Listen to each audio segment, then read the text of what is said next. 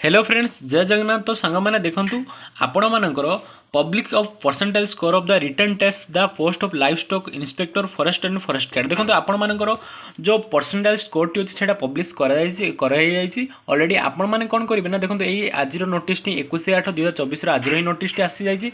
आपण मैंने तो रो स्कोर जानते आपण मान के मार्क कहला कौन थी किंतु एनटीए बेसिस जो आप परसेंटाइल स्कोर टी बाहर करार कौ सिफ्ट हार्ड आउ कौन इजी देखिकी आपंकर से नॉर्मलाइजेशन हिसाब कर परसेंटेज स्कोर हिसाब से बाहर करार बाहर कर देखूँ the commission of percentile score of the candidate who have appeared the written test for the post livestock inspector forest guard forester आपंकर ऑलरेडी पब्लिश हो जाइए।